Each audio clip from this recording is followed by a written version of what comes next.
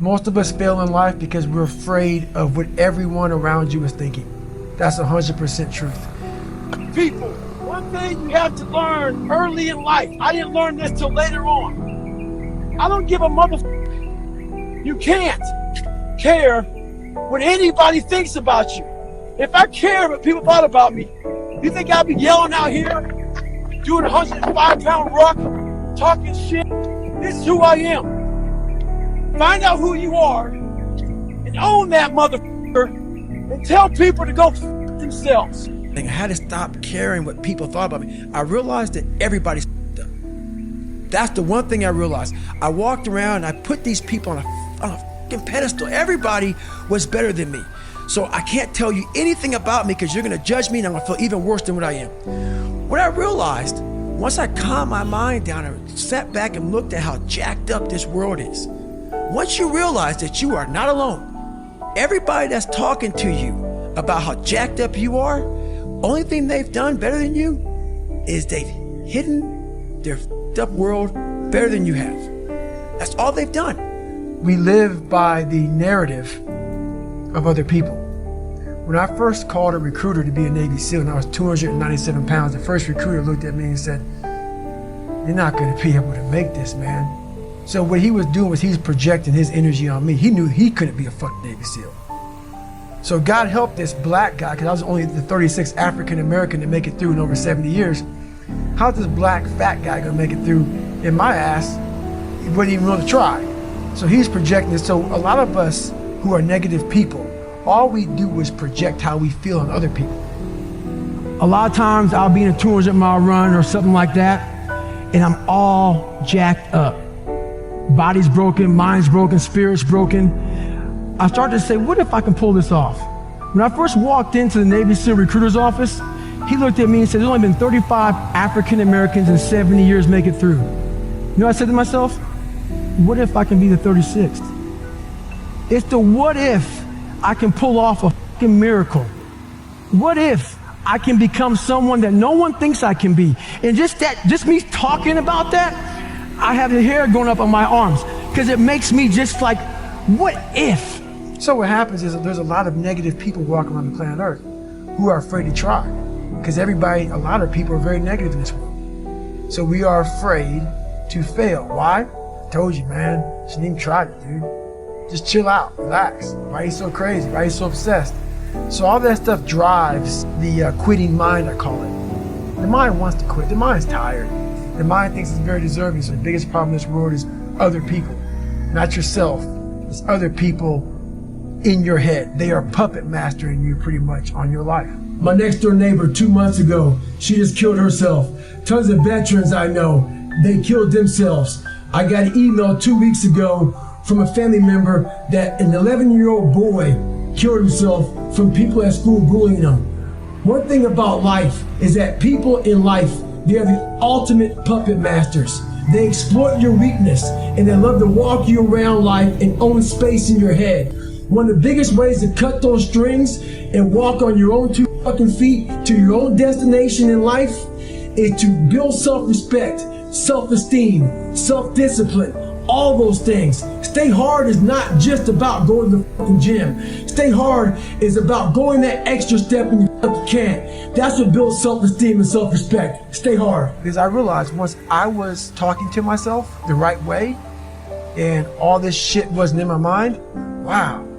I went from this piece of shit kid who thought he was dumb, not successful, insecure, who stuttered when I first saw somebody, to a person who can now do all these things just because I now control my own mind. When you get to the point where you really fucking don't care, you're dangerous.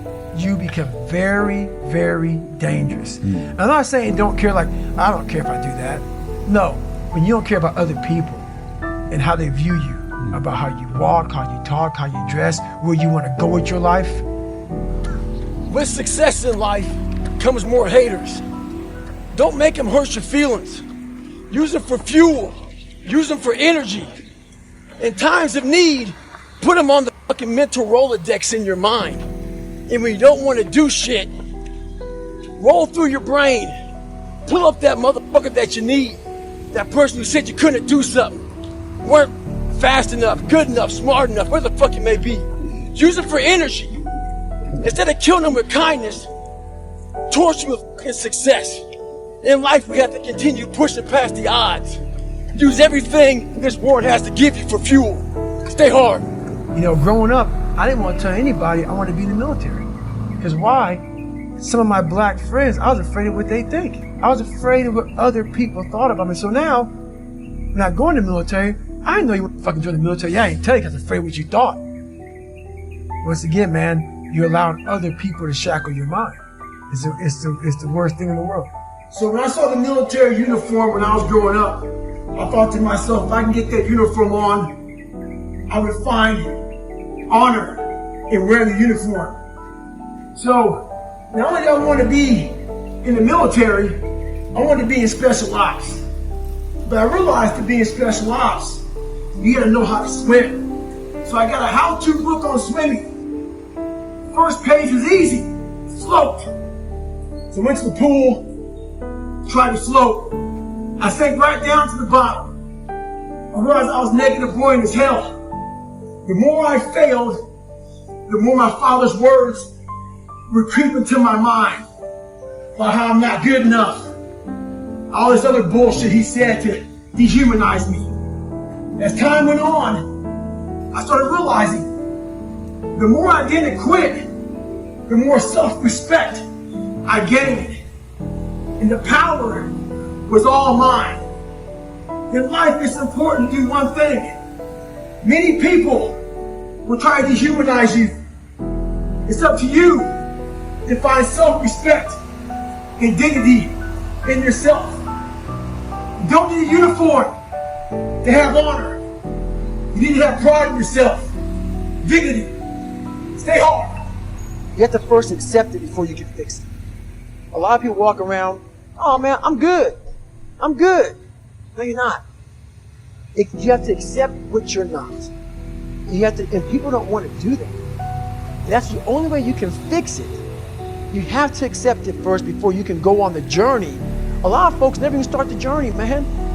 They never start the journey because they live in this fake life that who they want to be, they act like they are, but they're not because they haven't fixed all this stuff yet. You got to fix this first before we can start our journey in life. So that's why I have them make this list. You fix these problems, now your journey can begin because you no longer care about how people are judging you.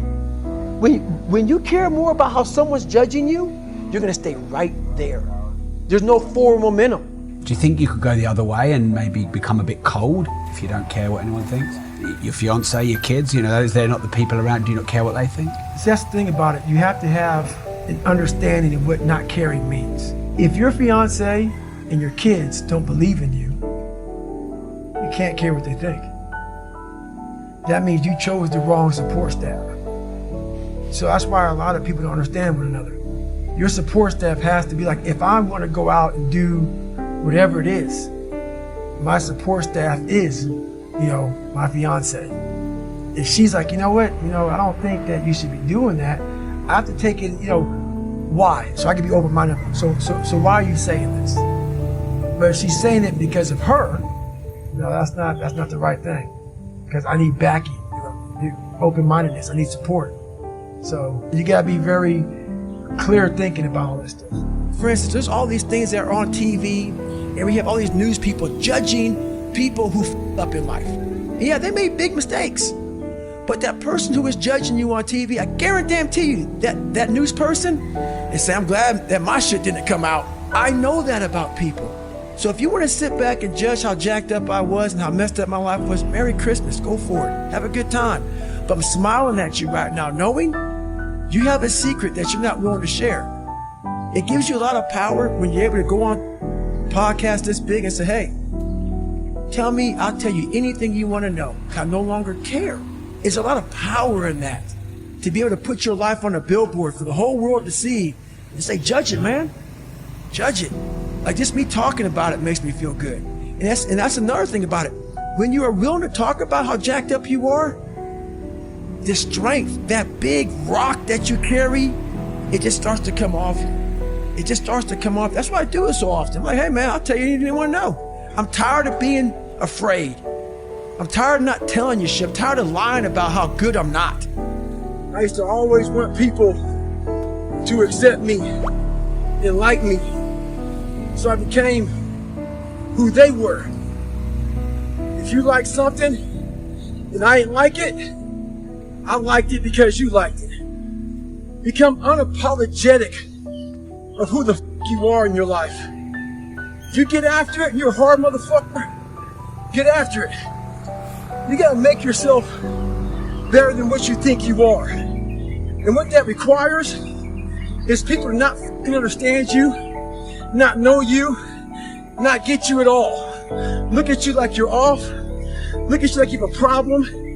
Don't worry about that shit. Be unapologetic. Get after it. Stay hard. Be who the f you are.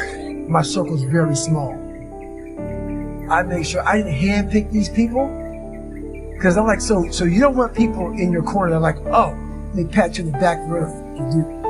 I don't want people patting me on the fucking back because I fucking woke up in the morning. No. So you don't want that. You want people who are honest with you, who are going to tell you what the fuck is honest. Honest and truthful people. So someone who's honest and truthful, who has lived and is accountable for their own personal life, that's who you want in your corner. Say, hey, man, you know what? You're pretty fucking dumb for doing this. Like, this is not smart. Or you're being a turd today. You're not getting after it. That's who you want in your corner. So you don't want a lot of people, hand-pick people to be in the corner who kiss their fucking ass. You don't want that. The most important step we'll ever take in life is our next one. A lot of us get our feet stuck in concrete. We get our feet stuck in concrete because we're afraid to make enemies. One thing in life, you're gonna always have haters. Embrace them. If you can walk on fucking water, trust me, your haters will say you can walk on water because you can't fucking swim. Shut the fucking noise out. Embrace the fact that people don't like you. It means you're doing something right. Stay hard. Stay in the fight. But I don't respect a lot of people. Because how am I going to respect you if you're not fucking grinding every day? And I don't mean working out, getting to the gym. Really going out there and grinding. So if you don't know how I'm living my life, how am I going to respect you? So you have to be a hard worker, period, dot. You got to work your fucking ass off. That's where I get respect for you. So if you're working hard every day, now you have an opinion in my eyes. But if you're just a guy who talks shit and you live this fucking life of talking shit, come on, dude. I understand one thing. You're just talking shit. But if I see you every fucking day of your life trying to be better, every day going through all the wickets to be better, you got my attention. I respect you now. So we first have to face the real you. The real me is David Goggins. The real me is a guy looking at you right now saying, I don't want to be on this show right now because I used to stutter as a kid. And I'm afraid of that. I'm afraid that here in a second, I'm going to start fucking stammering and stuttering and the whole world's going to know that I have all these issues. But that's when I see right now, okay, Goggins, you got to go on this fucking show. That's Goggins. Goggins is saying, okay, David Goggins, you're a punk. Life made you this way. We can't live like this. We can't live in fear. We can't live in judgment. We can't be afraid of what the fuck people right now are looking at me saying about me. We cannot be afraid of that. That's Goggins. Goggins saying, fuck all of you who don't like me, who don't want it. And that person then comes in. But you have to be David Goggins and say, man, I'm afraid of this. Here, life made me this way here. I stutter. I have these issues with reading and writing, and I'm fat and I'm insecure. You have to face that in that dark room. In that dark room is who you are. But in that dark room is where you have to create another human being that walks out of that darkness to face who you are. That's the only way you're going to get over all those things. You have to create someone else. Not like you have two different personalities. It is you. But you have to find strength. And that visualization of almost me cracking out Goggins, like almost like that Superman cape, like I'm coming out a different person, a person that doesn't give a fuck about anything. That's Goggins.